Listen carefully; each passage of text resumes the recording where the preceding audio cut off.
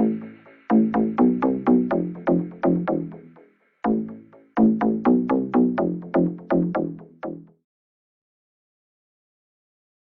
we can discuss the topic that is solid state, the first lesson in the 12th standard. So in that chapter, first of all you studied what are the different types of solid. Solids are mainly classified into two types. Which are they? Okay, crystalline solid and amorphous solid. You know the difference between crystalline solid and amorphous solid, all the points you already learned. And in the difference, the main point is, crystalline solid is which in nature? It is anisotropic in nature, and amorphous solid is isotropic in nature. So you know the difference between those two terms. What is anisotropic and what is isotropic? Same way in the case of in the chapter you just specify the two terms crystalline and amorphous. In addition to that, pseudo solids also there.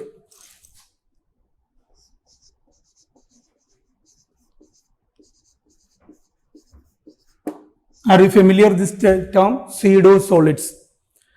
Pseudo solid means they are, this term you studied there in many chapters. So pseudo order reaction. In which chapter you studied pseudo order reaction? Yes, chemical kinetics. Pseudo means actually it is a negative meaning, pseudo solid. They are not solid, but they show the properties of solid. Pseudo solid means the solid that suddenly changes when you are applying some forces or internal conditions when you are applying, the solid will lose its property. That type of solids are called pseudo solid. When you take an example for pseudo solid, the best example for pseudo solid is glass is a pseudo solid. Glass, you know the source of, what is the main source we are getting glass? Glass is the main source of silica. Silica is one, SiO2. Silica exists in two forms, which are they? Crystalline and amorphous. What is the crystalline form of silica? It is quartz. Then what is the amorphous form of silica? It is glass. How we are getting this quartz? Quartz are getting by melting glass and cooling suddenly, that convert into quartz.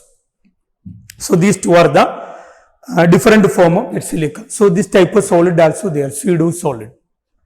Then from the classification, first we have to pick up which type of solid in this chapter we have to study. Ionic solid or crystalline solid mainly we have to study. Crystalline solid again classified into different types. Which are they? Is ionic solid, covalent solid, is molecular solid and metallic solid. Detailed way you studied in the chapter with examples. Okay. What are the different types of molecular solid you studied there? Is molecular solid again classified into polar, non-polar and hydrogen bonded. Can you give an example of polar molecular crystal? Yes, the best example is ice, or we can take it solid ammonia. Their hydrogen bond will be there, that is polar or hydrogen bonded molecular crystal. Can you give an example for non-polar molecular crystal? Anyone example? Non-polar molecular crystal. Yes. Non-polar means there is no difference in electronegativity between the atoms. Both are same atom. For example, solid iodine or solid chlorine or solid hydrogen. Electron difference is not there. That type is non-polar molecular crystal. That example you must thorough. These are the introduction part you already studied well. Then from this different types of crystalline solid we have to pick up what type of solid? Ionic solid. In ionic solid, when you are taking an ionic solid, first of all you have to learn it some common terms we used there in ionic solid. What are the common terms you studied there? The common terms we studied there in ionic solid are, one is unit cell, then second term you studied crystal lattice, and then you studied lattice point. All you know. Unit cell. What are unit cell? It is the basic unit of a crystalline solid in which the unit is repeated again and again there in the crystal lattice. That is unit cell. Now, most commonly the basic unit cell we considering as symbol cube. What is one by crystal lattice? Crystal lattice also a common term.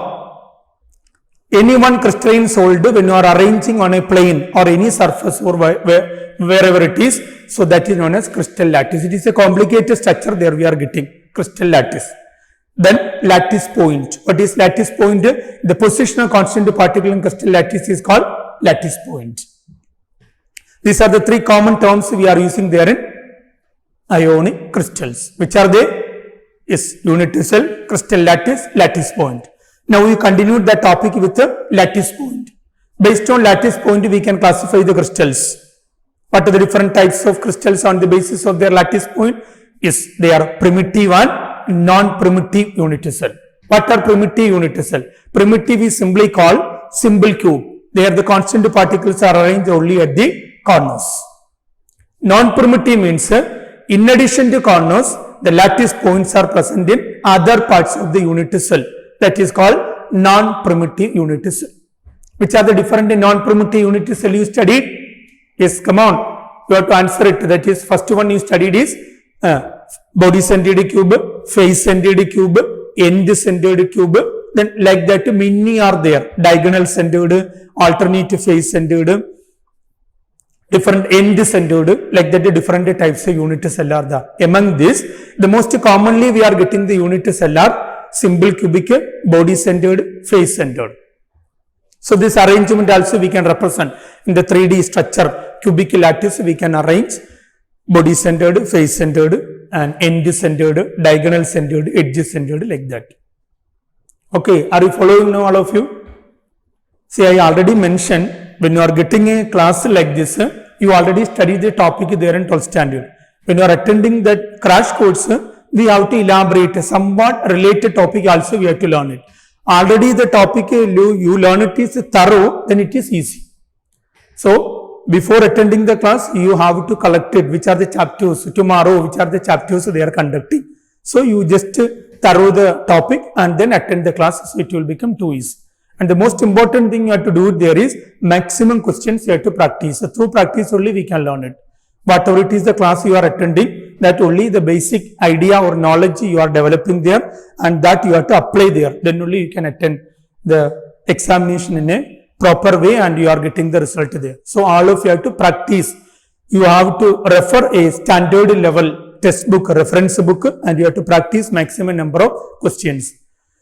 How many questions you are practicing? That is the most important thing you are going for attending that entrance examination. Okay. Now, based on that lattice point, we divide that crystals. Then the next thing we have to study there is, the next point what you learn it there. After the arrangement of constant particle, that is lattice point, then you have to study the different types of crystals and their dimensions. Dimensions means in crystal, their edge length is there and radius is there. All the crystalline solid we are connecting with the edge length and radius. So this relation you have to study. What is the relation between edge length and radius in the case of symbol cube? Symbol cube A is equal to 2R. Okay, symbol cube, all the constant particle we are considering as a sphere. So for sphere you are directly arranging on the face, that is a symbol cube. So in symbol cube, this is the radius of the constant particle and edge length. So A is equal to 2R. Then in the case of this is symbol cube. Next one you studied face-centered cube, FCC. So the face center on constant particle will be there. Then next constant particles are corners.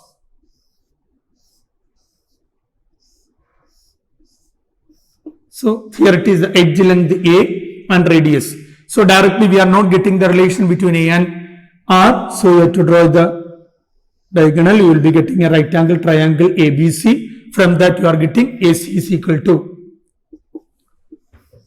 root of AB square plus BC square. So AC distance you have to consider R, 2R and one more R. So totally 4R. So 4R is equal to root of A square plus A square. So 4R is equal to root 2A. So R is equal to root 2A by 4 or A is equal to 2 root 2R. So relation between A and R in FCC. Here, in our cosmetic root 2, you have to multiply with both the side, you will be getting 2 root 2r. So direct this relation also you can use it. A is equal to 4r by root 2 or A is equal to 2 root 2r, both are same. Then come to next BCC, body centered cube. Body center, so the whole body you have to consider. So when you are considering the whole body, simple cube, constant particle at the corner and at the center. So here this distance is the diagonal distance. What is the diagonal distance of a cube? Edge length is A, then root 3. So root 3A is equal to again R, 2R, R. So totally 4R. So A is equal to 4R by root 3. This is the relation between A and R in body centered cube, then face centered cube and simple cube. This relation you already studied. Okay, then.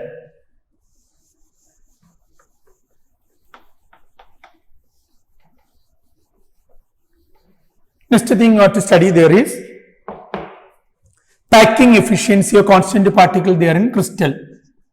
Packing efficiency. We are calculating as a percentage packing efficiency of crystal. Packing efficiency is a simple term. Suppose you take an example. Suppose you are having 100 notebook or textbook that we have to pack it or we have to send it somewhere else. So this 100 textbook or notebook we have to arrange in a cardboard or somewhere else, where it is we are arranging that packet, you have to arrange it. So how to find out the packing efficiency in that cases? In that cases means there we have to pack 100 textbook. So you have to take the total volume of that textbook or notebook and then you note the volume of the cube. Then you are taking the ratio, you will be getting packing efficiency. Here also packing efficiency in the case of simple cube, body centered cube and face centered cube, you already studied number of atoms or number of particle contribution when they are taking part in any process or any changes. In the case of simple cube, what is the number of atoms per unit cell? What is the symbol you given there? Z. Number of atoms per unit cell in the case of simple cube is 1. Okay. In the case of body centered cube, 2. In the case of face centered cube, 4. Their calculation all of you clear now? Simple cube, how many, when you are considering a simple cube or any crystal when you are considering, that crystal consists of lakhs of cubes. Each cube, when they take part in chemical reaction, that will act as how many particles, that you have to note it. So in the case of simple cube, a cube is obtained by the formation of how many corners are there in a cube? 8 corners. So all the 8 are equally contributed, then only we will be getting a cube. So the contribution of each particle is 8 into 1 by 8, that is equal to 1. Then in the case of body centered cube, 8 into 1 by 8 corner contribution plus body center 1, so it is 2.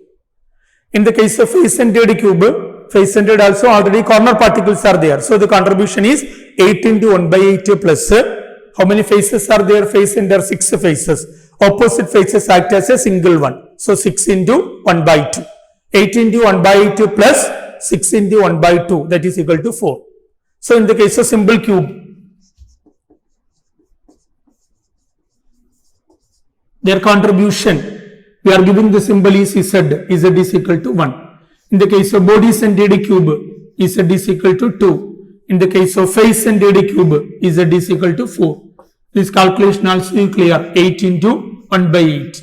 All are equally contributed, all the corners. Here, 8 into 1 by 8 plus body center that individually act as, so total is 2. Here, corner 8 into 1 by 8 contribution plus how many faces are there in a cube? 6 faces. Opposite faces act as single one, so 6 into 1 by 2, so it is 4. This is the way each unit cell act in chemical reaction or in any process. Now based on this one we can calculate the packing efficiency. Now I am taking the packing efficiency calculation, I am doing with FCC, other two we can practice.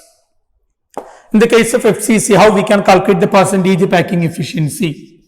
Percentage packing efficiency is equal to total volume what we are packing there? The constant particles. So total volume of particles, constant particles by where we are packing inside a cube. So volume of a cube.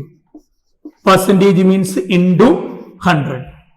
So what is the total volume of particles? How many particles are there in FCC? 4 particles. So 4 into volume of a particle into 100. That 100 is given there by volume of a cube. What is in a cube? So 4 into volume of a particle. Each particle we are considering as a sphere.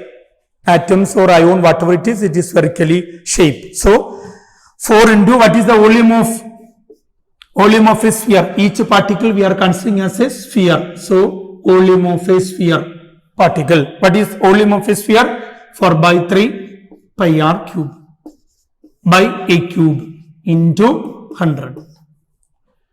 Now for getting the value of packing efficiency, the radius for A we have to cancel it. So you know the relation between A and R in FCC. We already noted the relation between A and R in FCC. A is equal to 2 root 2 R. So you are getting 4 into 4 by 3 pi R cube. Instead of A, 2 root 2 R the whole cube into 100. Now the variable, the radius is cancelled. So remaining only digit that we can calculate, and finally you will be getting a constant value 44%. Directly you can by heart. No need to calculate. All of you have to by heart it. FCC 74. And what about BCC? In the case of BCC, only difference is instead of 4, how many particles will be there? 2 particles. And in the case of simple cube, instead of this number of particles, 1 will be there. So each having its own constant value. In the case of FCC, you are getting 74. And in the case of BCC, what is the value? Are you getting the value? In the case of BCC, it is 68. What about simple cube? Is 52.4, or directly you can write to 52 round figure. So these are constant value. You already learned it. The packing efficiency of constant particle there in crystals. Maximum packing efficiency FCC. It is clear because the number of particles is 4 there. So and then BCC and then simple cube. How many particles we are arranging? That is packing efficiency. Okay, are you following?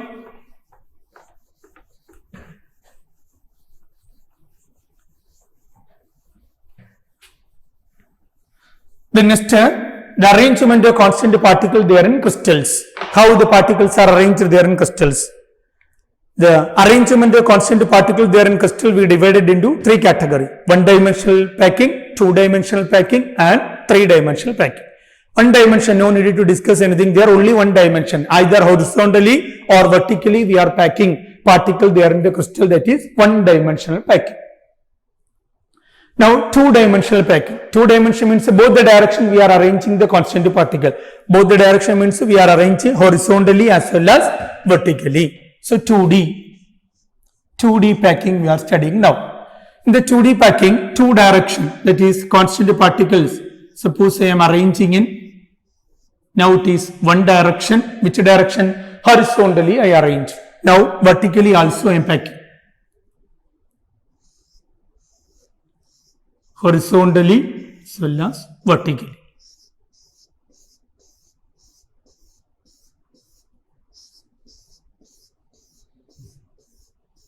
And finally we are getting, what shape we are getting?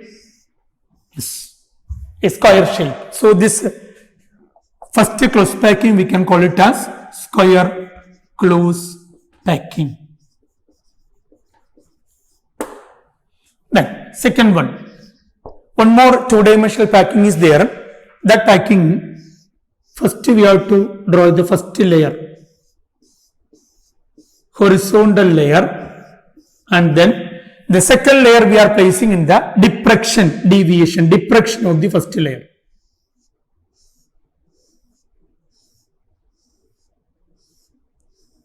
So like that we can arrange the particles, 2 dimension, one more.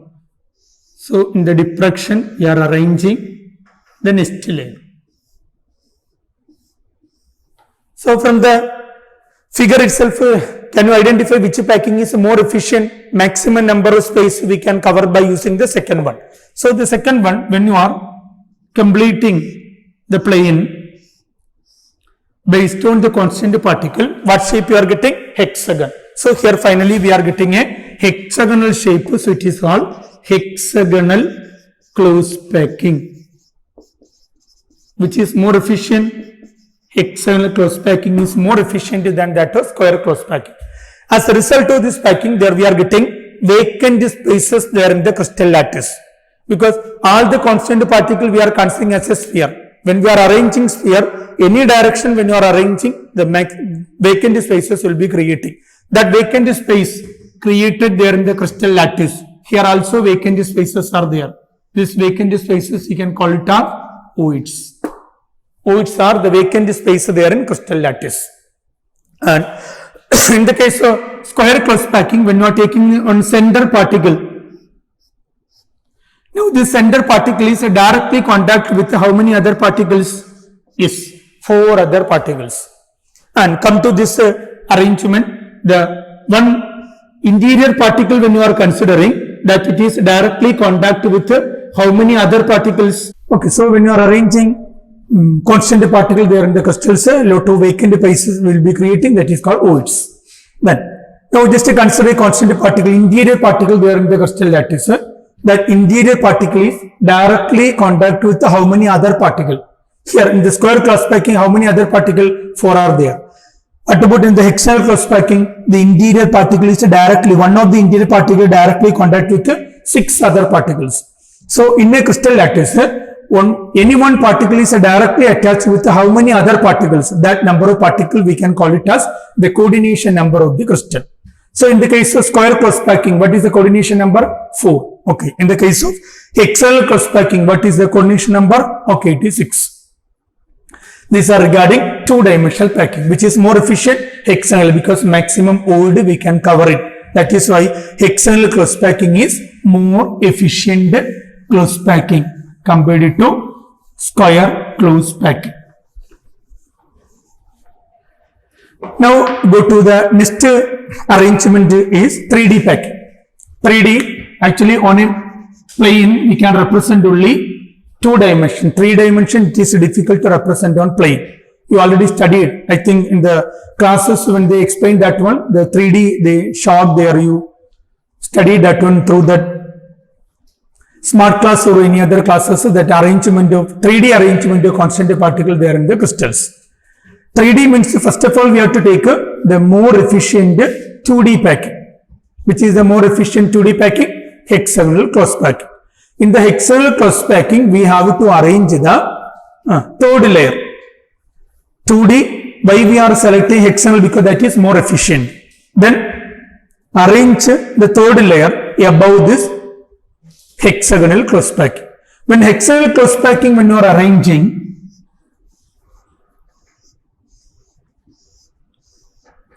there you are getting 2 alignment of voids. 2 alignment in the sense, see here, this is one void, this one void, this one void, this one void. These are lying on the same line. And other next line, this one void, this one, this one. That in another layer. So 2 alignment of void there we are getting A and B. See, when you are next layer, when you are arranging both the void, we cannot cover it simultaneously. At a time we can cover it either A void or B void. So I am placing on the 3D, it is difficult to show it. So anyway I am arranging like this.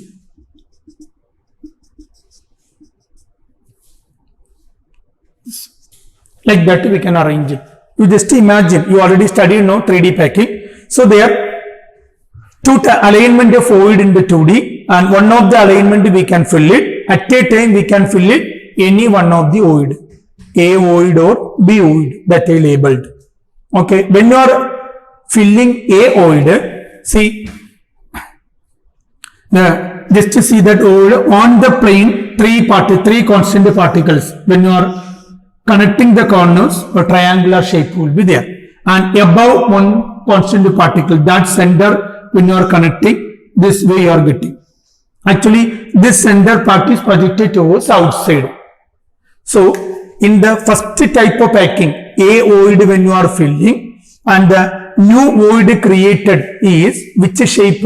It is tetrahedral shape.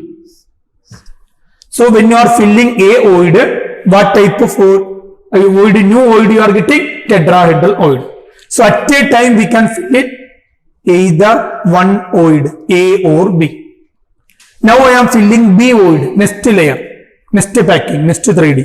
B void I am filling. That time, we will be getting the on the plane, 3 constant particles are there, 3 centers. And above also we are getting 3 centers. So, that time we are getting the void is octahedral void. So, you just try to understand that when the 3D we are arranging, we are getting 2 types of void, tetrahedral void and octahedral void. Now, you just see in the diagram, A void when you are filling, the first two are creating tetrahedral. Then only the central, this one creating octahedral. So, the relation between tetrahedral and octahedral voids are 2 tetrahedral make it 1 octahedral. That means the number of tetrahedral void formed is double of octahedral void. That is an important relation. Number of tetrahedral void formed is double of octahedral void.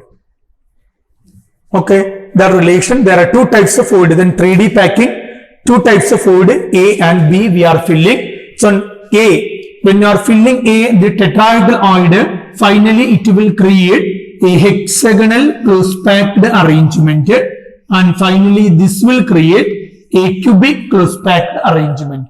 2 types of arrangement there in 3D packing, HCP and CCP, hexagonal cross packing and cubic cross packing. Hexagonal cross packing, when you are arranging, each third layer is similar to that of first layer. Study this one, that is known as AB packing. Why it is called AB packing? Why? Because each third layer is similar to that of first layer. Now, then CCP, it is ABC packing. It is also called the series. Why? Because each fourth layer is similar to that of first one. A, B, C, then A. Each fourth layer is similar to that of first one. That is the way we are getting 2 types of packing. Somewhat a complication is there for getting the idea. You don't worry. You just learn it that there are 3D packing. There are 2 types of 3D packing, which are the hexagonal cross packing and cubic cross packing. Hexagonal cross packing, in that packing, each third layer is similar to that of first layer. And in cubic cross packing, each fourth layer is similar to that of first layer. And after that you learn it, there are 2 types of void in 3D packing. One is tetrahedral void and the other is octahedral void. And how they are related? The number of tetrahedral void formed is double of octahedral void. Is it clear now? Don't worry about the diagram and all. So, crash examination you will be getting objective type of question. So, you just thorough the content. What is the packing? What are the arrangement we are getting? And what is it? Okay. Based on that one, we can practice the questions. Now, this relation is important because based on this relation, we can find out the formula of the crystalline tetrahedral and octahedral. What is the relation there? Yes. Number of octahedral void is half of tetrahedral void, or number of tetrahedral void formed is double of octahedral void. So, these are the 2 types of 3D packing. And in 3D packing, when you are noting the coordination number, in the directly it is very difficult to identify the coordination number. Actually, when you are considering the first layer, the coordination number is 6. And in the first layer, above, how many particles? 3. And same way below also. 3D means both the direction we are taking. So, above 3, below 3. So, total 6 plus 6, the coordination number in HCP and CCP arrangement, both will be 12. So, are you getting the idea now? So, 3D, only few things you try to understand. The 3D, what are the different types of 3D packing? 2 packing, HCP and CCP. Both the case, the coordination number is 12. HCP and CCP, there will be creating two types of fluid, which are the tetrahedral and the octahedral, how they relate. These are the content you have to learn it. And another thing, the packing series, AB packing and ABC packing. These are the arrangement of constant particles there in the crystal lattice. 1 dimension, 2 dimension and 3 dimension. Then, in a crystalline solid, there are cation and anion, both will be there. So, we have to note in next content the ratio of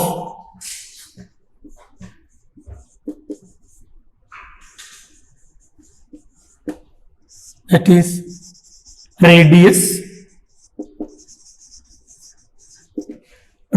ratio. Cation to anion.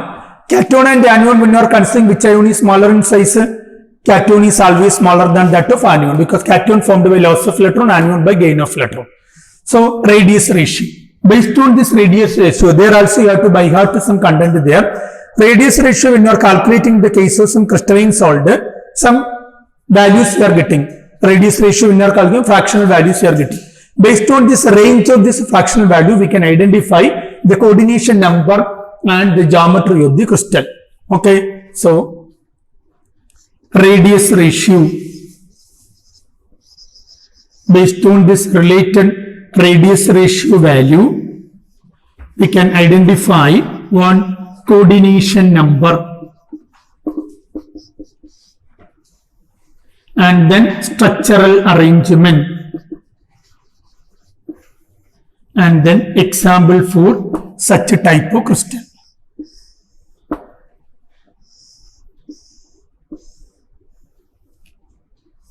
Suppose the radius ratio in the crystal, when you are calculating the radius ratio, the ratio will be coming in a range.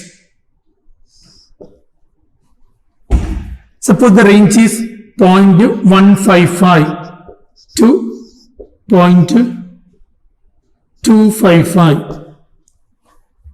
Under this range, the coordination number will be 3.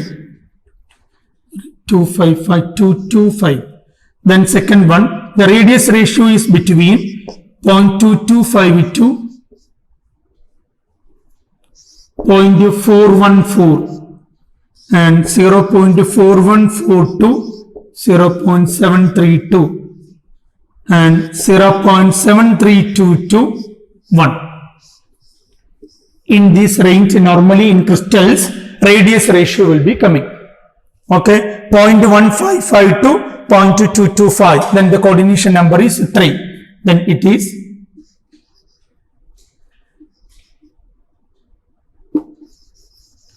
trigonal planar. Example for such a crystal, one example is B2O3. Then the radius ratio is between 0.225 to 0.414. The coordination number will be 4. Then the structure is tetrahedral. Then 0.414 to 0.732. The coordination number will be 6. 6. What will be the geometry? And this one is, what is the coordination number? Normally we are getting 3, 4, 6 and then is 8. Here it is hexagonal cross packing and it is cubic cross packing. And tetrahedral geometry we are getting in the case of zinc sulfide ZNS, and CuCl, CuBr also we can consider. HCP packing NaCl, cesium chloride CaCl, NaCl, NaBr, KCl, like that. Different alkali metal and alkaline earth metal halide will be coming in this category. So this radius ratio, and based on that radius ratio, we can identify the coordination number of the crystal. Coordination number means a particular constant particle is directly in contact with how many other particles.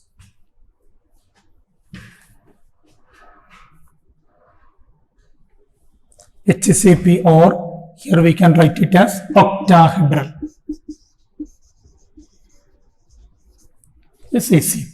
This radius ratio, this value, all the value you have to by heart it, and coordination number. So because in the question when you are giving a ratio of cation and anion and you have to calculate in this which range you are getting, from the option you can choose it what is the coordination number of the crystal.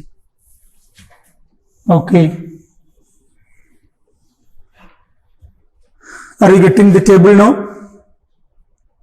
Radius ratio, cation to anion, because cation is small in size, anion is large in size, so that is why the values are always you are getting fractions only.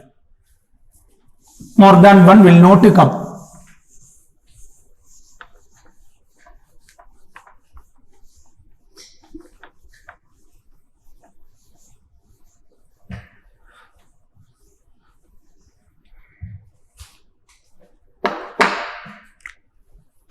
Okay, now these are the first part we have to study in this chapter.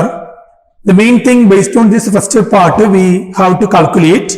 One is the starting part we study number of atoms or unit cell. The symbol we are using is Z. When you are getting the arrangement of atoms there in the particle, based on that one we can identify the formula of the ionic compound. And the second one we studied OIDs. 3-dimension and 2-dimension. Based on the OID formed also we can identify the formula of the compound. And the most important calculation or the dimension part therein, crystalline solid we have to calculate there is density of the crystal. Okay, density. Now the next one is density of the crystal. This is the calculation part we have to use the density. Normally you study lower class onwards, you study what is density. Density is equal to mass by volume. Density, we can use the symbol small letter d or rho. Mass of the crystal by volume. Mass by volume. Volume we know. Majority case cubic arrangement the volume is 1 a cube. Then what will be the mass of the crystal? Mass by volume. Mass.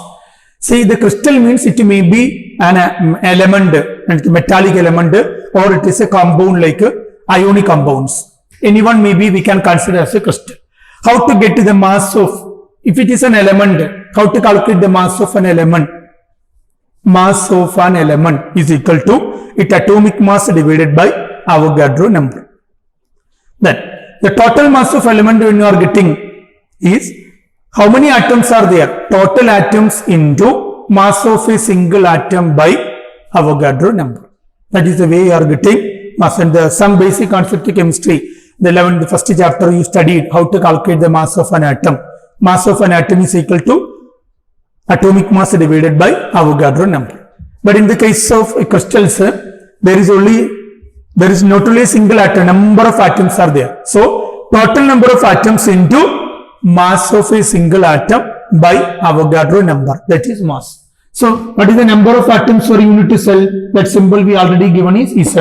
So, Z into atomic mass or molecular mass of the crystal divided by Avogadro number, Na. So, when you are substituting in the density formula, D is equal to Zm by A cube into Na. It is a common equation you all studied, and the examination also I think you got problems based on this equation also. Density is equal to Zm by A cube into Na. But here also you have to practice a number of questions, because based on this formula you will be getting the question for the calculation of density or what type of crystalline solid. What type of crystalline solid is there? If the question is what type of crystalline solid, which one you have to calculate there? Z. Z value you have to find out. Z is 1, this symbol cube. Z is 2, yes, body centered cube. Z is 4, yes, that way we can find out. Or they will be asking the molecular mass or mass of the crystal. Or they will be asking what is the edge length of the crystal. A we can find out. If you know A, then you can find out R also. What type of crystal is there? Then write the relation between A and R. Then you will be getting a radius. Suppose in a question, the density, all they given, they are asking the radius. So by using this equation, first you have to find out one A, edge length. Suppose if it is a face-centered cube, based on that edge length A, what you have to find out? Radius. A is equal to 1, 2 root 2 R. Clear now? Are you following? Yes. So this is an important equation. You already learned that you know D is equal to Zm by A cube into Na. Based on this one, number of numericals we can practice for the calculation of density. Z, M, A or R and Na. Na is a constant. No need to calculate. We know. We all know Na value. Okay, this is an important dimensional part there in crystalline solid.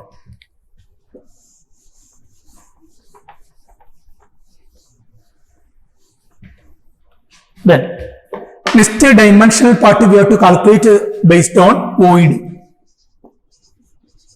voids. What are the two types of voids we studied there in 3D packing? Yes, tetrahedral and octahedral. How they are related there in 3D packing? Yes, number of tetrahedral void formed will be the double of octahedral void. Now, based on this void, we can identify the formula of the crystal. How we can identify the formula of the crystal? In such questions, they are giving any one crystalline solid that may contain 2 atoms or 3 atoms or more than 3 also we can consider. Suppose if it is 2 atoms are there in the crystals, in the question they mentioning that one of the particles will create the crystal lattice. Crystal lattice means which one? HCP or CCP. One of the atom will create the crystal lattice and other will occupy any other part. That is the way you will be getting the question. Are you following? Based on voids, now we are studying based on voids how we can calculate the formula of the crystal. In such questions, first of all they are giving one of the constant particle will create the crystal lattice. Crystal lattice means if it is HCP or CCP arrangement, and other will, next atom will occupy any one part of this void. Then finally you have to find out what will be the formula of the crystal. When you take an example, suppose a crystalline solid AB. AB is a crystalline solid. In this, A create CCP lattice or HCP lattice. Then B occupy 2/3 of tetrahedral voids. Or anyway, this relation, anyway they can give it. Instead of 2/3, any fraction we can take it. Instead of tetrahedral, octahedral, or half of tetrahedral or half of octahedral, like that anyway they will be giving. Now, in such questions, you have to consider that which one created the crystal lattice, which atom, which particle is creating the crystal lattice, HCP or CCP, that number you have to assume a variable. Suppose here A create the CCP lattice. So, the number of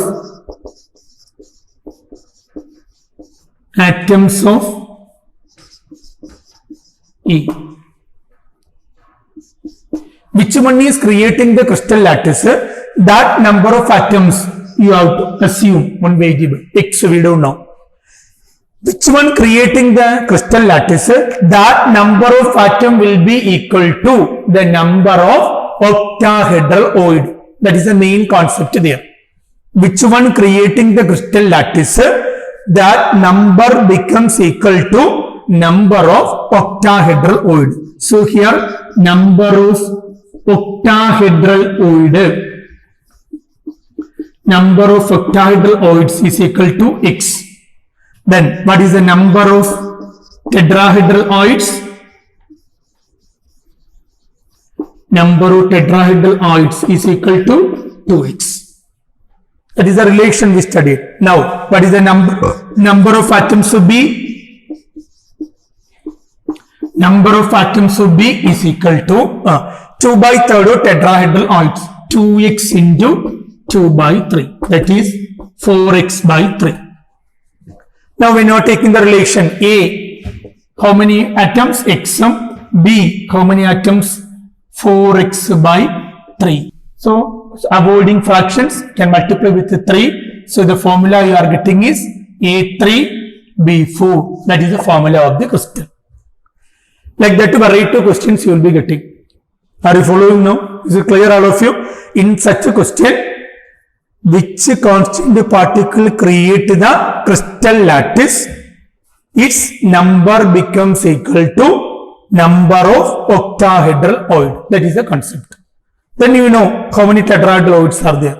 Some problem, no need of this tetrahedral load because second atom may be half of octahedral load, same way they given. So that time we have to write B atom is equal to x by 2.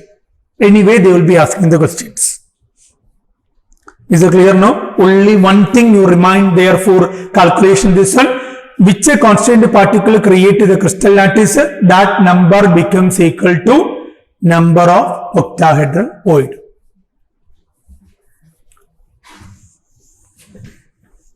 Okay, these are the dimensional part of this chapter.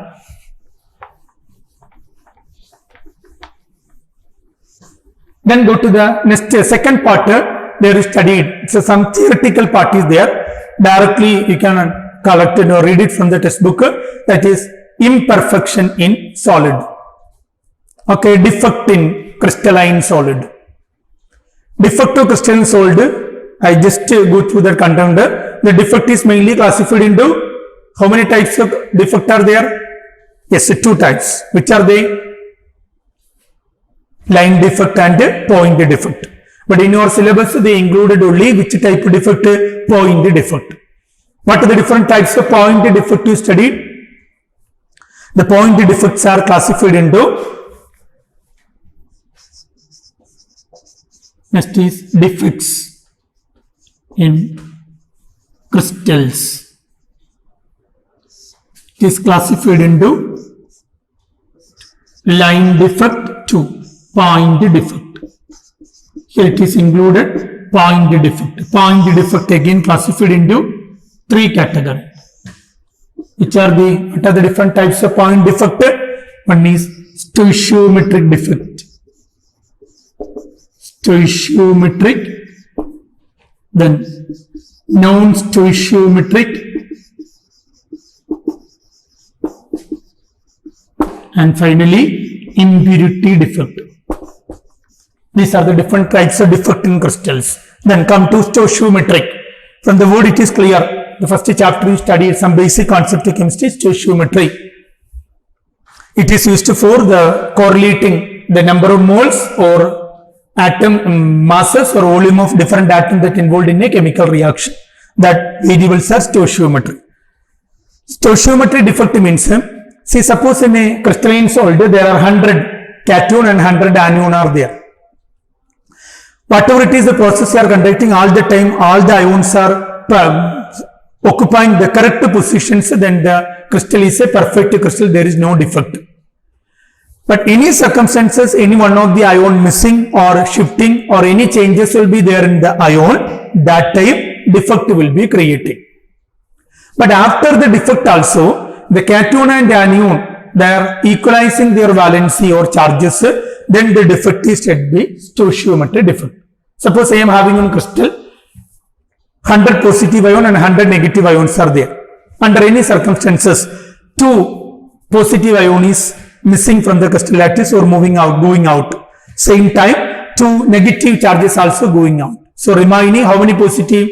98 positive. How many negative? 98 negative. That means after the defect also the crystal is maintaining their stoichiometry. Such defect are called stoichiometric defect. And after the defect also it is not maintaining the stoichiometry, it is called non-stoichiometric defect. And then finally impurity defect. From the word itself it is clear, some impurities are entering into the crystal lattice and existing there, so that will create impurity defect. Then you study stoichiometric defect. What are the different types of stoichiometric defect you studied? Yes, come on. Stoichiometric defect. One is vacancy defect. Okay. Then second one, interstitial defect. Yes, vacancy defect. That will create whether it is an ionic crystals or normally that vacancy defect we are observing there in atoms. Okay, metallic state we will be getting vacancy defect. Vacancy means the position is vacant, ions are missing or particles are missing. That is vacancy defect. Interstitial defect, that means interstitial space are also called void or interstitial site. Ions or the particles are shifting from its original site to interstitial site. Vacant space they are occupying. That is called interstitial defect. And in addition to in stoichiometry again branches.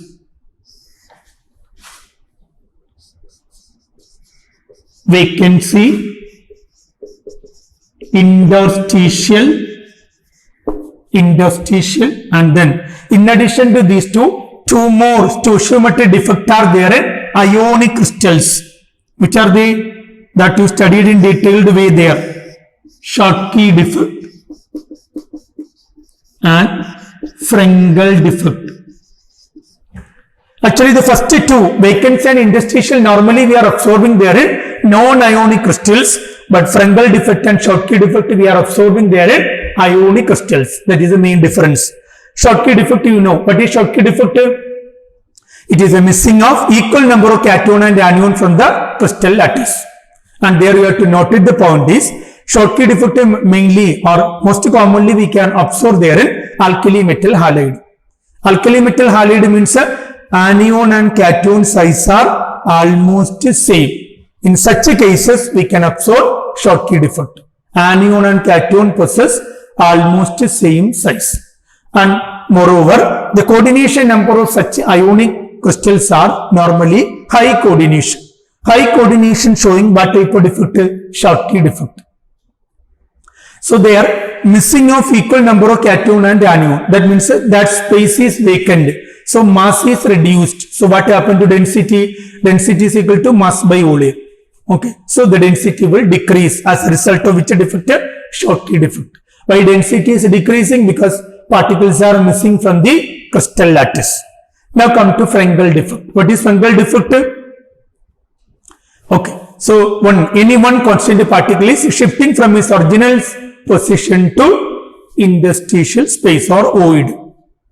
So their own condition will be there. All the cases it is not possible because that ion can to occupy the interstitial site. So that size it can accommodate that ion, then only it will happen there. Okay. So that is Frenkel defect. Such a defect we can normally observe there in crystalline solid with cation and anion. The sizes differ.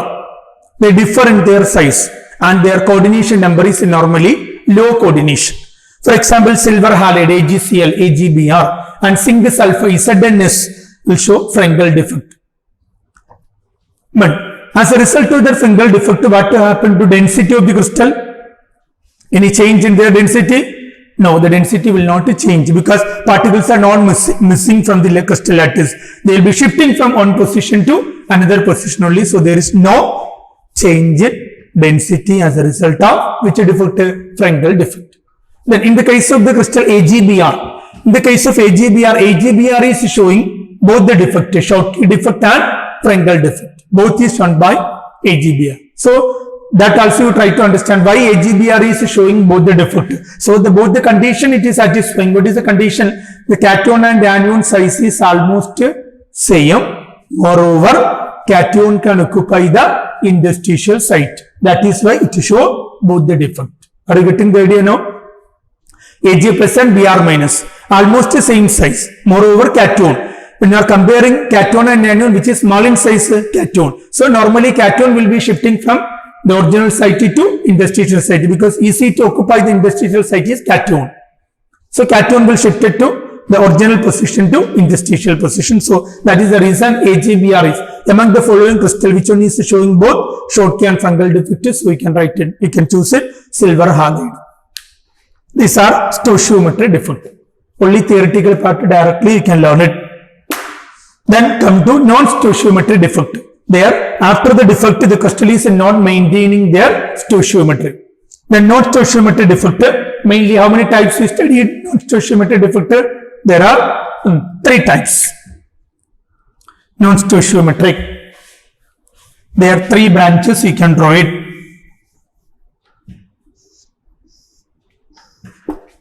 First one is metal excess defect. Metal excess defect due to what? Is anion vacancy.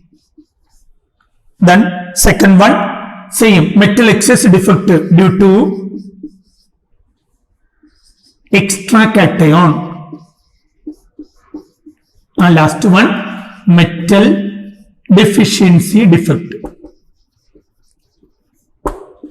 These are the 3 types. So what type of defect? Non-stoichiometric defect. Metal excess defect due to anion vacancy 1, 2 3. Then first one, when you are considering metal excess defect due to anion vacancy, what type of crystal are shown by the defect? Yes, alkali metal halide, sodium chloride, potassium chloride, such chloride will show metal excess defect due to anion vacancy. What we have to do there for getting the defect? The alkali metal halide, we have to heat it with the corresponding vapors of alkali metal. Then anion from the crystal lattice leave its original site and move towards the surface. And the vacancies of the anions are occupied by one electrons. Here we studied the detailed way in that metal excess defect due to anion vacancy. Anion leave the crystal lattice and move towards the surface, and the vacancies are filled by one electrons. Okay, so such centers are called F center. From the Greek word Farbane center, that is F center. Farbane, F, the meaning of that F is color center.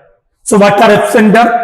F centers are anion vacancies are trapped by electrons. Anion vacancies are trapped by electrons. Such centers are called F center. As a result of F center, the conductivity of the crystal will increase, and moreover, crystal will show characteristic color when we are heating due to the excitation of this electron. F center, it is important there. Metal excess defect due to anion vacancy.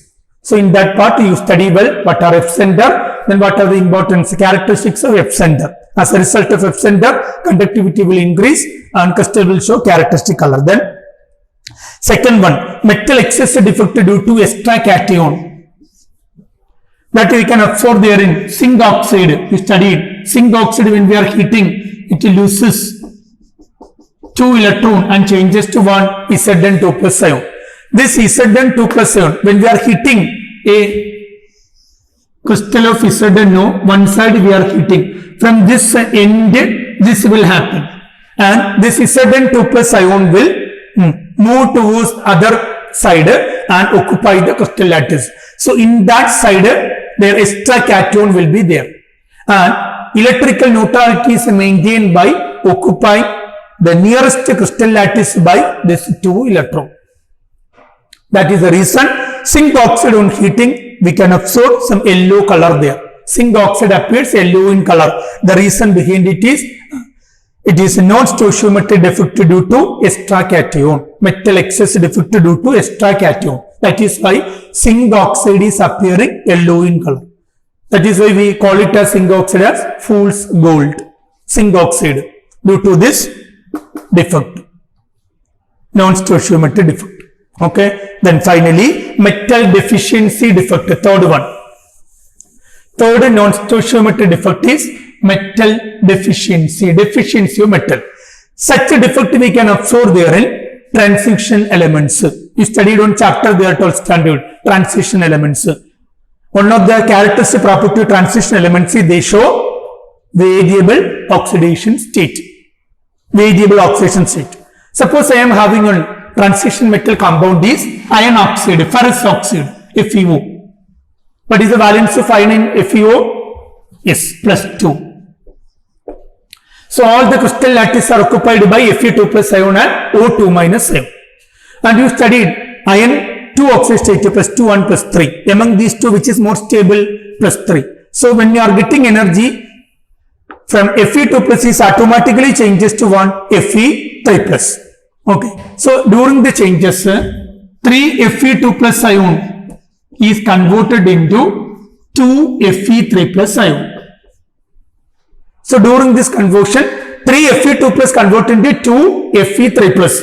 Correct? No? So here 3 crystal sites are there. As a result of this change, 2 crystal sites only occupied. Remaining only is 1 vacant. That is metal deficiency defect. Okay, metal deficiency defect normally observed in what type of compound? Transition metal compound. Why? Because they show variable oxidation state. Now, see, based on this metal deficiency defect also, you will be getting some numericals. Suppose iron oxide or nickel oxide, NiO. NiO, the composition they given is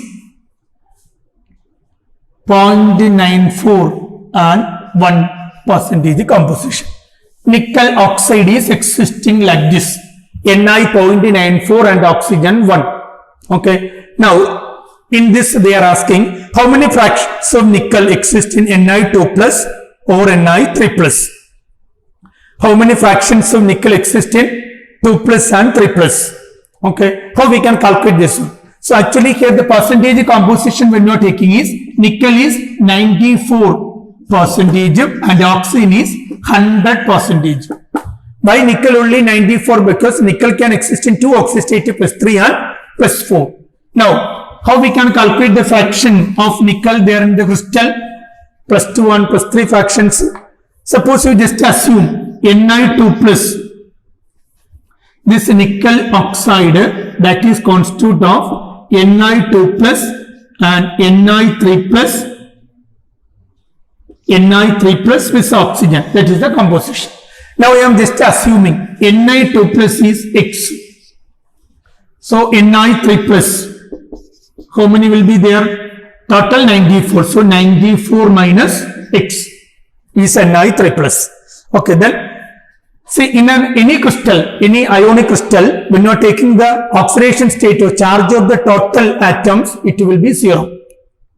That is the way in the redox reaction we are calculating the oxidation state of each element. So when you are taking the total oxidation state, the sum of the total oxidation state is always 0. So Na2 plus, what is the total oxidation state? 2 into X plus 3 into 94 minus 6. Then oxygen minus 2, so 2 into 100. Total oxidation state is equal to 0. Are you getting this calculation step now? Nickel 2 plus oxidation state 2 into total nickel atom is X. Remaining is Na3 plus 94 minus X, that into 3 minus 2 oxygen oxidation state. Oxygen is 100% is 0. So this you will be getting the value of X. 2X plus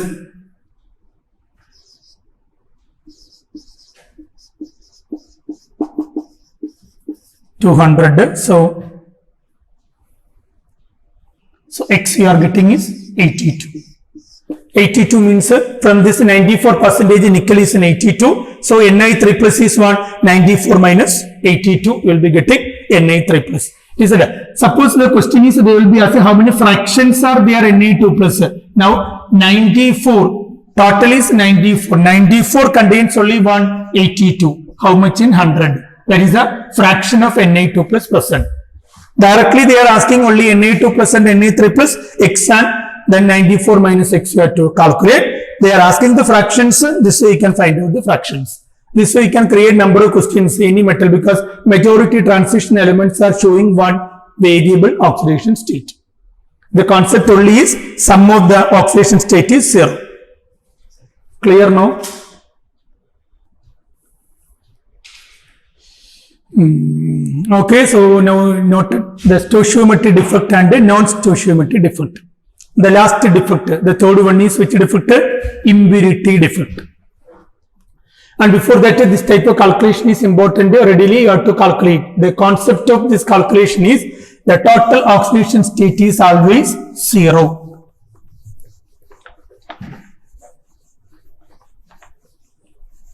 Now, the third type of defect is what? Impurity defect. The defect is stoichiometric, non-stoichiometric, and then impurity.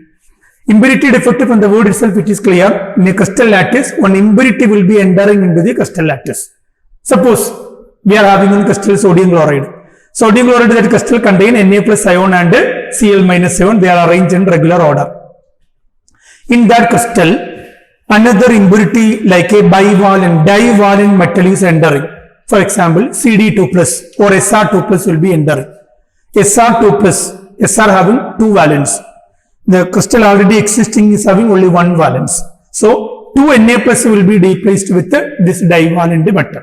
So, divalent metal will occupy one of the position of Na plus and the other position will be vacant also. So, that type of defect is known as impurity defect. So, these all are theoretical part only, you already learned it. Okay, these are the defect of crystal.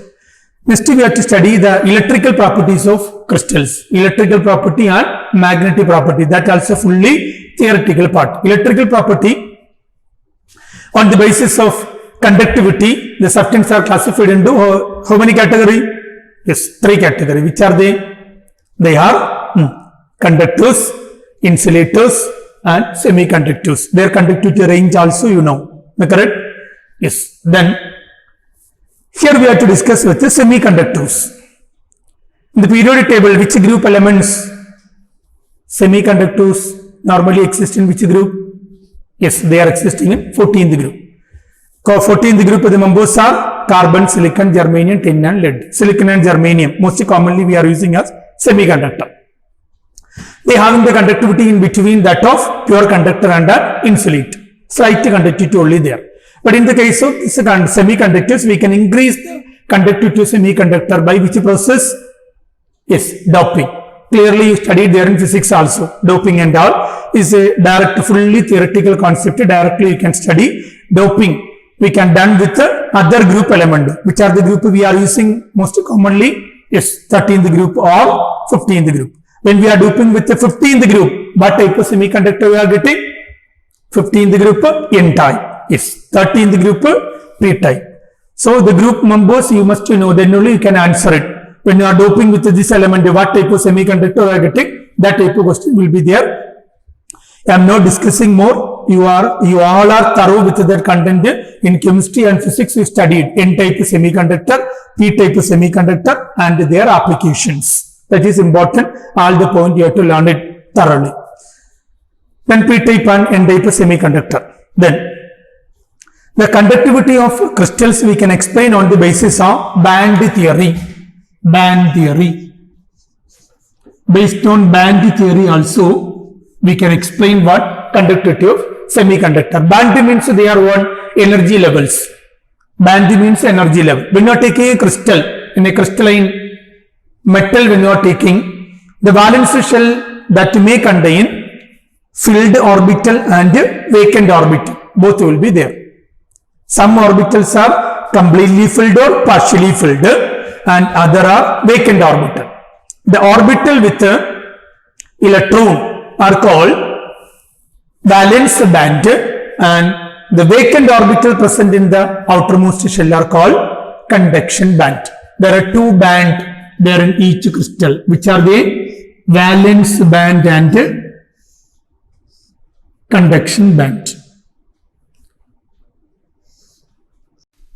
Suppose in a crystal, this one I marked as valence band, this one is conduction band. These are orbital with electron, these are orbital without electron.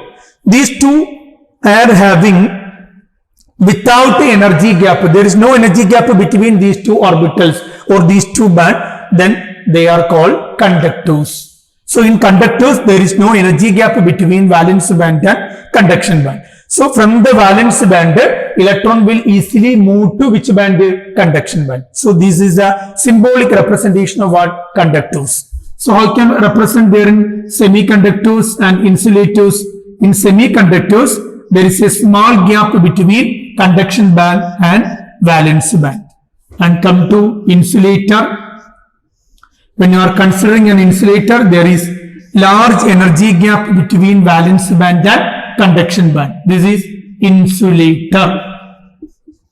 This energy gap we can call it as forbidden zone. Forbidden. The energy gap between conduction band and valence band in insulator. This is semiconductor and this is conductor. This is based on band theory, we can explain different types of conductivity. That is conductor, insulator and semiconductor.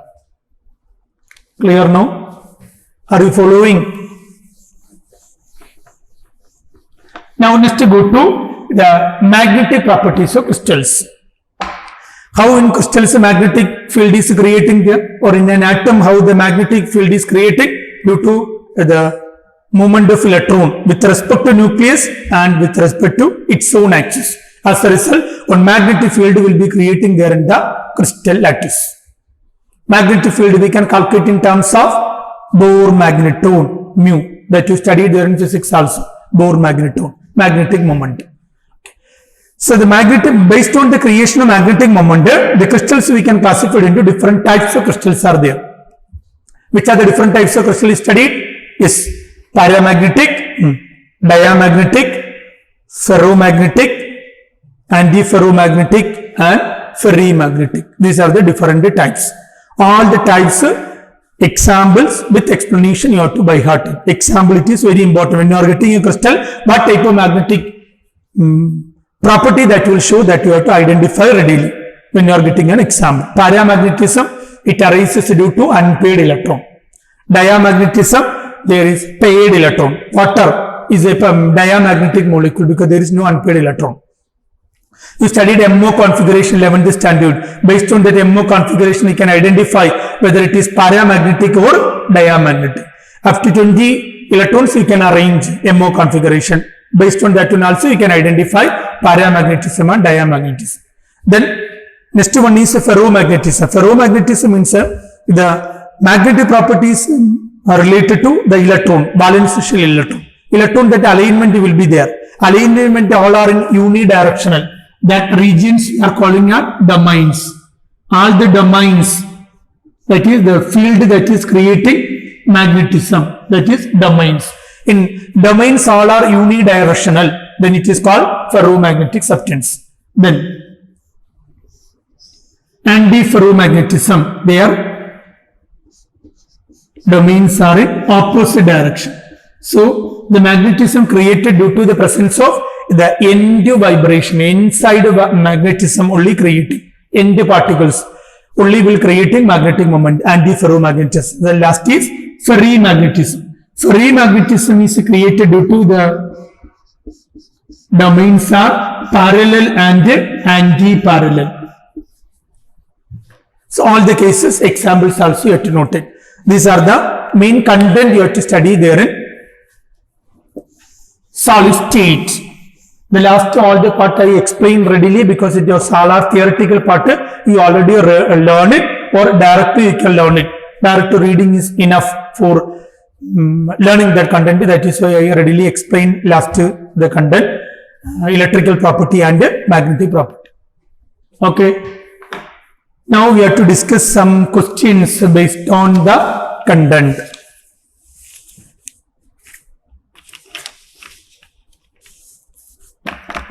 So you all are ready to write some questions now. So you have to write some questions and we have to analyze one by one. So first question.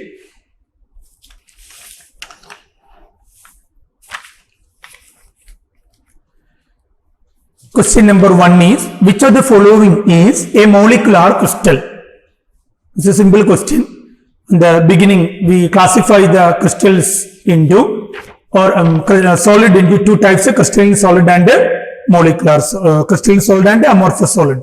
So the crystalline solid we taken different types of crystalline solid, then ionic, covalent, metallic and molecular. The options given are silicon carbide. What type of crystal is silicon? First option is silicon carbide. What type of crystal is a covalent? Then sodium bromide. What type of crystal? Ionic. Then third one, graphite. What type of crystal? Covalent. Then fourth one is ice. Ice is a molecular crystal. So the answer is ice, fourth one. So the first question, which of the following is a molecular crystal? Options are silicon carbide, sodium bromide, graphite, ice. Answer is ice. Are you completed? Yes. Second question.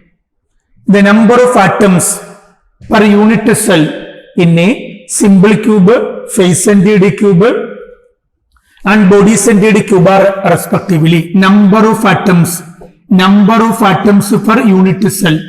Number of atoms per unit cell of simple cube. First they given simple cube. Second, face-centered cube, FCC, and then body-centered cube. What is the number of atoms from the options? Many options are given. Options 1, 2, 4, 2, 1, 4, 2, 3, 2, 3, 4, 4, 2, 1, 4. So what is the correct option there? Simple cube, what is the number of atoms in unit cell? 8 into 1 by 8, 1. Face-centered cube, 8 into 1 by 8 plus faces 6 into 1 by 2, so it is 4. BCC 1. Sorry, 2. 1 plus 8. 8 into 1 by 8 plus 1. So the answer is 1, 4, 2. Second option is the correct option. Then third question. Sodium metal crystallizes as body-centered cube. Sodium metal crystallizes as body-centered cube. Body-centered cube. With cell edge. With cell edge 4.29 angstrom. With the cell edge length of the cell 4.29 angstrom. What is the radius of the sodium metal? What will be its radius? Okay, edge length is given. Sodium metal crystallizes in what arrangement? Body-centered cubic arrangement. So what is the relation between A and R in BCC? A is equal to 4R by root 3. So by using this equation you can find out R, radius of the unit cell. What is the value of root 3? Yes, 1.73. So in the third questions, the options given are 1.86 into 10 to the power minus 8 centimeter. Question number 3, first option. Second option, 2.37 into 10 to the power minus 7 centimeter. Third option, 3.82 into 10 to the power minus 8 centimeter.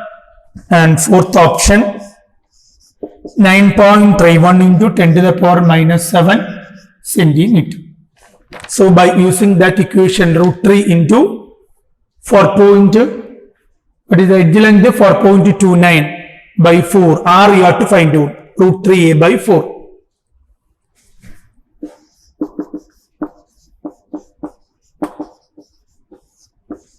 Root 3, 1.73 you have to substitute. So you are getting in angstrom. But all the values you are getting in centimeter. So finally, that angstrom you have to convert into centimeter. How we can convert angstrom to centimeter? Into 10 to the power minus 8. So you are getting 1.86 into 10 to the power minus 8 centimeter. Are you getting? Are you following? Shall I go to next question? Yes, next question. A face-centered arrangement. A face-centered arrangement has A and B atoms. A face-centered arrangement has A and B atoms. A atoms are at the corners of the unit cell. A atoms are at the corners of the unit cell. And B atoms are at the face centers. One of the A atom is missing from one corner in the unit cell. One of the A atom is missing from one corner in the unit cell. The formula of the compound is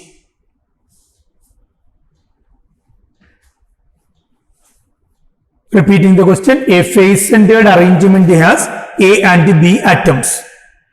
A atoms are at the corners and B atoms are at the face centers.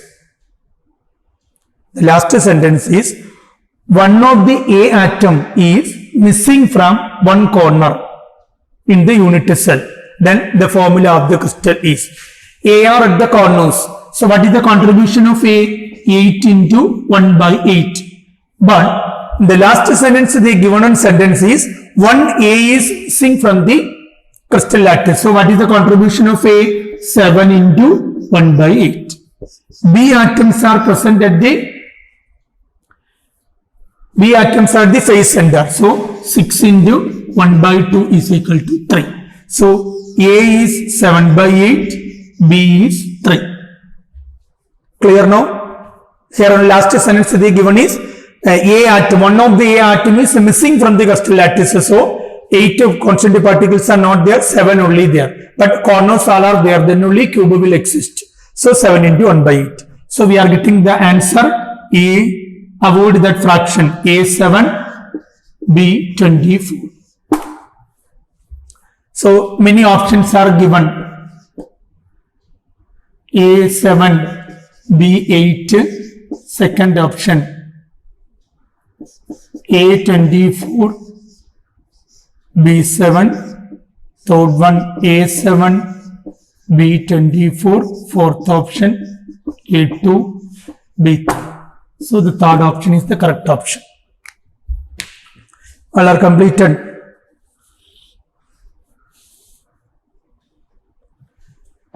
Then question number 5. Total volume of atoms present in a face-centered cubic unit cell of a metal is. Total volume of atoms present in a face-centered cubic unit cell is. Total volume of atoms present in a face-centered cubic unit cell. The options given are, one is 20 by 3 pi r cube, second one 24 by 3 pi r cube, third one 16 by 3 pi r cube, fourth one 12 by 3 pi r cube. Total volume of atoms. How we can calculate the total volume of atoms? Volume we can apply by using density formula, but the density is not given. So the packing efficiency formula we can apply. So the answer you are getting, fifth one you are getting, the answer is 4 by FCC means each constant particle we are considering as a sphere. What is the volume of a sphere? 4 by 3 pi r cube. Number of atoms per unit cell is how much FCC? 4. So the total volume will be 4 into 4 by 3 pi r cube. In the question they given the arrangement is FCC. FCC, what is the number of atoms per unit cell? 4. So 4 into each constant particle volume is 4 by 3 pi r cube. So the answer is third option, 16 by 3 pi r cube. Okay, then question number 6. The edge length of body-centered cube is 400 pm, picometer. Edge length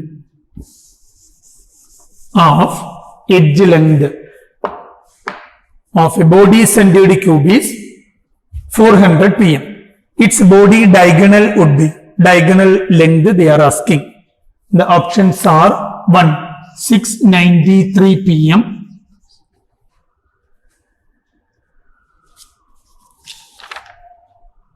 second one 600 pm, and third one 593 pm, and fourth one 626 pm, picometer. So what is the diagonal length of a body-centered cube? Diagonal length of cube is root 3a. So root 3a is given. From that you have to find out a. So the value of root 3 is 1.73. So 1.73 into 400.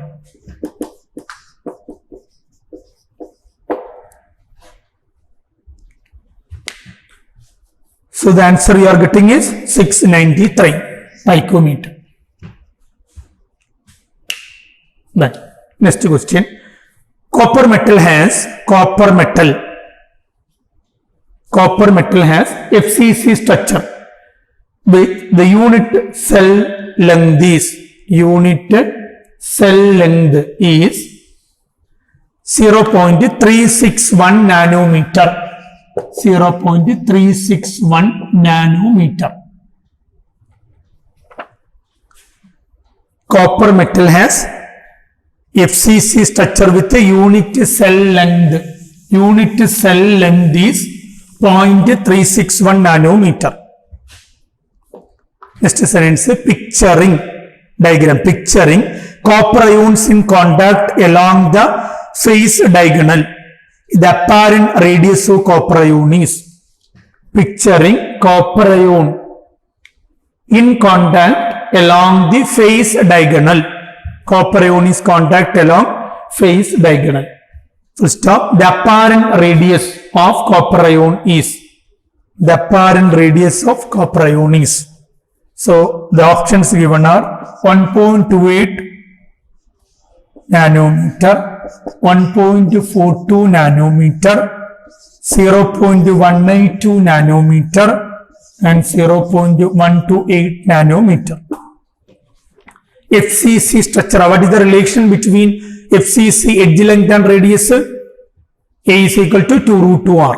A is equal to 2 root 2 R. Same relation here also we can use. So copper metal has FCC structure with the unit edge length is 0.361 nanometer, picturing copper ion is in contact along the phase diagonal. Phase diagonal. In a phase, the constant, one of the constant particle is at the center. So the diagonal distances. So the relation is A is equal to 2 root 2 R. Or R is equal to root 2A by 4. That also correct. R is equal to root 2A by 4.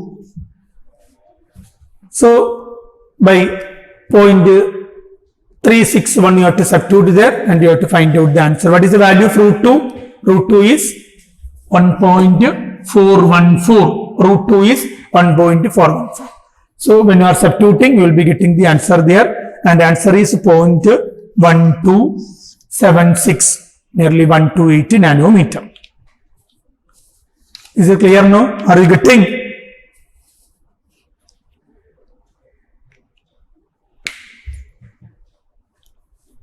Next question, actually I mentioned one question is based on the dimension of unit cell. See, in your textbook also in table column is there 7 crystal system. Totally based on the dimension, total 7 crystals are there. Okay. In the case of simple cube, what is the dimension?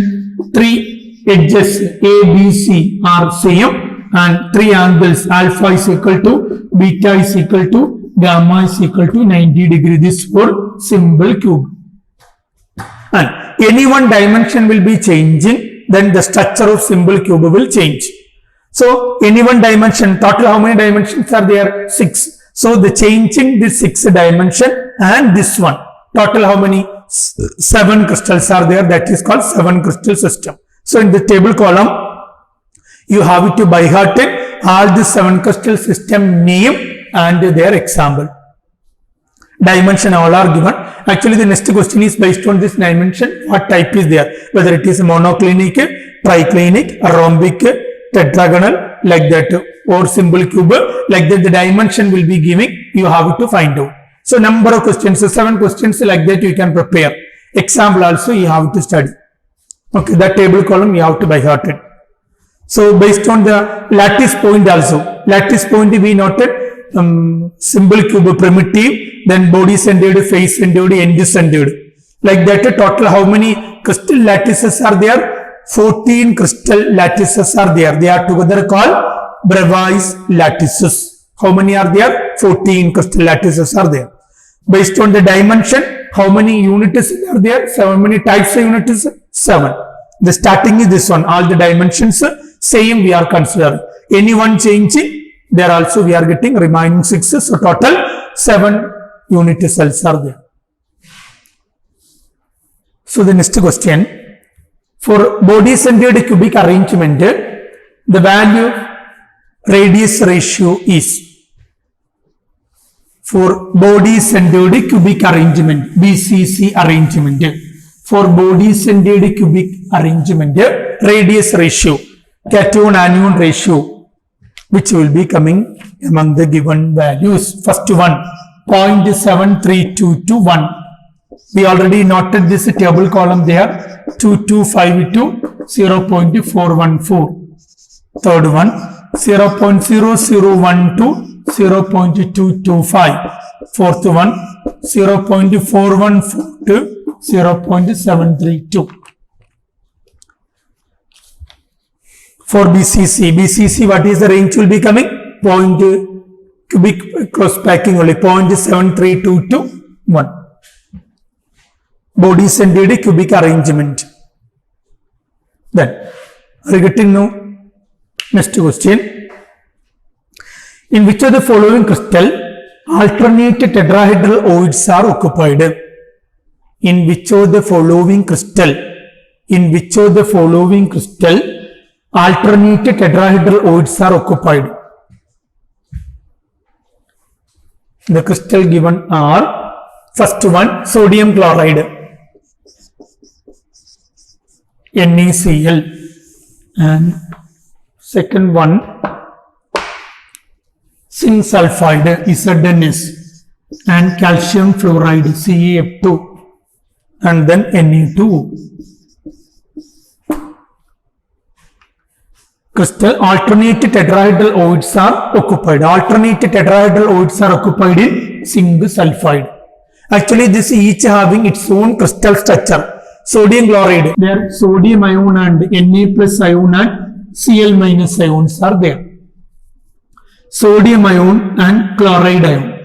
Chloride ion is occupying at the corners and face center. Na plus ion is occupying edge center and body center. NaCl. Edge center. How many edges are there in a cube? 12. So contribution 12 into 1 by 4. Three-dimensional arrangement, one cube is contact with the other 3 cubes. So total 4 plus body center 1. So 12 into 1 by 4. It will become 3. 3 plus 1. So you are getting number of atoms or unit cell of sodium is 4, and here corner 8 into 1 by 8 plus face center 6 into 1 by 2, that also 4. So each unit cell contain 4 sodium ion and 4 chloride ion in NaCl. Same way in the zinc sulfide, that is the tetrahedral arrangement, the particle, the crystal alternate tetrahedral oids are occupied. So each crystal is having its own arrangement will be there. Sodium chloride, this arrangement is also called rock salt structure. Rock salt arrangement will be there in sodium chloride. Like that you studied there sodium chloride, zinc sulfide, calcium fluoride, fluorite structure, and sodium oxide. All the structure are there in the topic. Syllabus it is included. Are you getting now? So next question.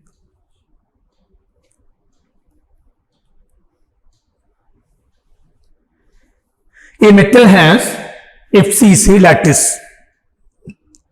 A metal has FCC lattice. The edge length of the unit cell is 404 pm, 404 picometer. The density of the metal is 2.72. Density of the metal is 2.72. The molar mass of the metal is, a metal has FCC lattice, edge length of the metal is 404 picometer. Edge length is 404 and the density of the metal is 2.72 gram per centimeter cube.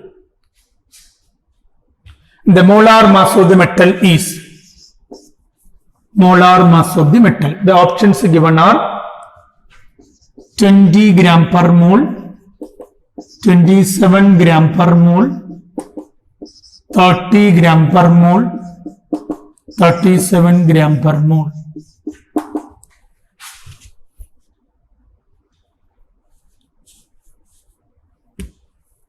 Okay, so the direct question, the formula you know, D is equal to, density is equal to Zm by A cube into Na.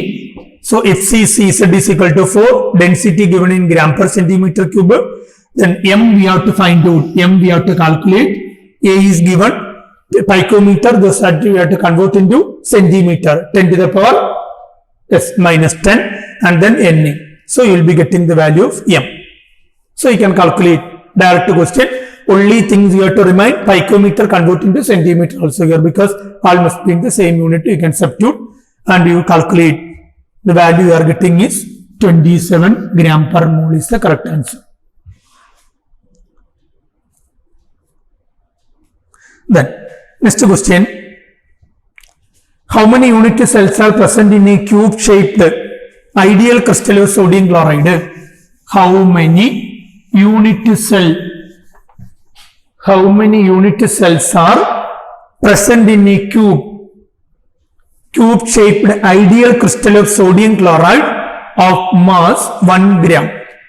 Sodium chloride, ideal crystal of sodium chloride of mass 1 gram. How many unit cells are there in 1 gram sodium chloride? Like that, any crystal we can take it. This type of question we can create. And the options given are, one is 1.57 into 10 to the power 21, 2, 25.7 into 10 to the power 21, 3, 5.14 into 10 to the power 21, and 4, 3.57 into 10 to the power 21. How many unit cells are there? In a cube-shaped ideal crystal of sodium chloride of mass 1 gram. So how we can calculate mass of 1 unit cell? Actually, mass we can calculate here.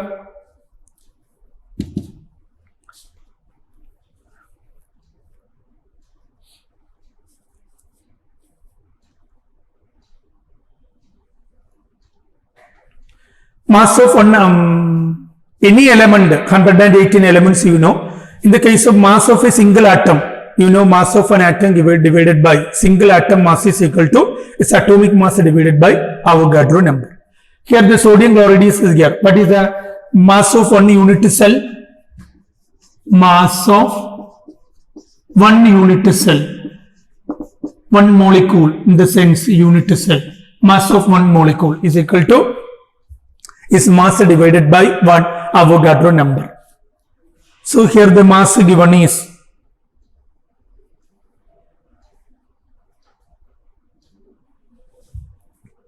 sodium chloride, and atoms you are adding together, you will get a molecular mass. Molecular mass of NaCl. You can find out molecular mass. Sodium is 23 and chlorine is chlorine atomic mass is adding together, you will be getting 58.5 sodium chloride molecular mass. So from that, the mass of 1 unit cell you are getting. Here what is the total mass? 1 gram. So 1 gram will contain, total 1 gram we are having. That contain how many unit cell will be there? 1 unit cell mass you are getting. Okay, atomic mass divided by or molecular mass of sodium chloride by Avogadro number. Okay, that is a mass of 1 unit cell. How many such unit cells are there in 1 gram? So that divided by that mass 1 gram divided by mass of 1 unit cell. 1 by this value. Are you getting now? Here they are asking how many unit cells are there in 1 gram of sodium chloride. So you find out the mass of a single unit cell. How to calculate the mass? The atomic mass or molecular mass divided by Avogadro number. That is the mass of 1 unit cell. How many such unit cell? How many are there in 1 gram? So the 1 gram divided by mass of a single unit cell. So the options, the correct options you are calculate, then you will be getting the answer is 2.57 into 10 to the power 21. 2.57 into 10 to the power 21 is the answer. So the calculation part is clear now. First you have to find out the mass of a single unit cell. And then how many unit cells are there in 1 gram? So 1 divided by that single unit cell mass. Then question number 13. Next question. The cubic unit cell of a metal. The cubic unit cell of a metal. Cubic unit cell of a metal with a molar mass 63.55 gram per centimeter cube. 63.55 gram per centimeter. Sorry, gram per mole. Molar mass is expressed in gram per mole. Has an edge length of 362 pm. Has an edge length of 362 pm. If its density is 8.92 gram per centimeter cube. Density 8.92 gram per centimeter cube. The type of unit cell is a crystalline unit cell, molar mass 63.5 gram per mole, has an edge length of 362 picometer. The density of the crystal is 8.92 what is the molar mass. Direct formula, D is equal to Zm by A cube into Na. From that, what you have to find? M, all are given. Here also picometer will be there, that you have to convert into centimeter. Then you will be getting the, sorry, molar mass is given, what you have to find out? Z, not M, I marked them Z. Z means type of crystal. M is given, M is this value. Z you have to find out. Z value, if it is Z is equal to 1 you are getting, so what is the answer? Symbol cube. Z is equal to 2, it is body centered cube. Z is equal to 4, it is face centered cube. So find out the value of Z. So in this case you are getting the value of Z is 4. So the options given are 1, body centered, face centered, end centered, symbol cube. So you are getting Z value 4. So the answer is face centered. Then next question. The anion A form HCP packing. The anion A form HCP packing and cation C occupy 2/3 of octahedral oid. The simplest formula of the compound is anion A form HCP packing, cation C occupy 2/3 of octahedral holes. The simplest formula of the compound is, find out, so relation between tetrahedral and octahedral, here only octahedral is given, we can find out.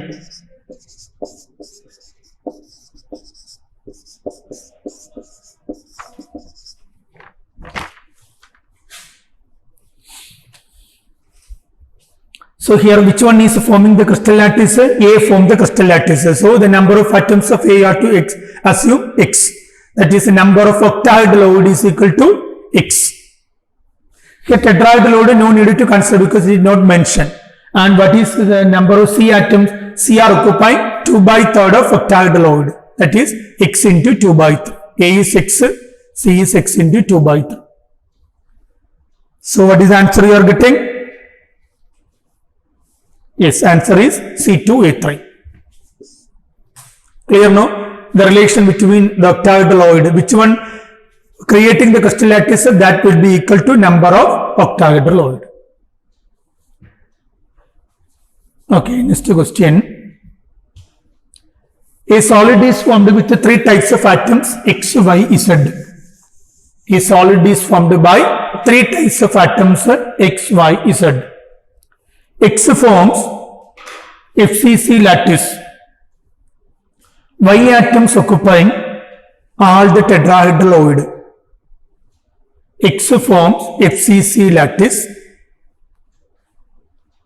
with Y atoms occupying all the tetrahedral oids. And Z atom occupy half of octahedral oid. Y atom occupy all the tetrahedral oid. Z atom occupy half of tetrahedral oid. Half of tetrahedral oid. The formula of the crystal is 2Y4Z, XY2Z4, X4Y2Z, X4YZ2. Same concept here also you have to apply. Which one is forming crystal lattice? X. X forms the crystal lattice. So the number of atoms of X is equal to, assume one variable small letter x. So number of octahedral oid is equal to X. Tetrahedral oid is equal to 2X. So all you can find it. Finally you are getting the answer X2Y4Z.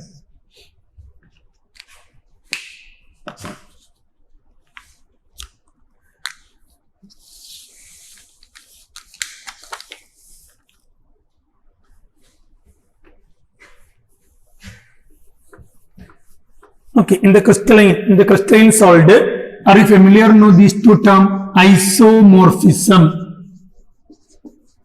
and polymorphism.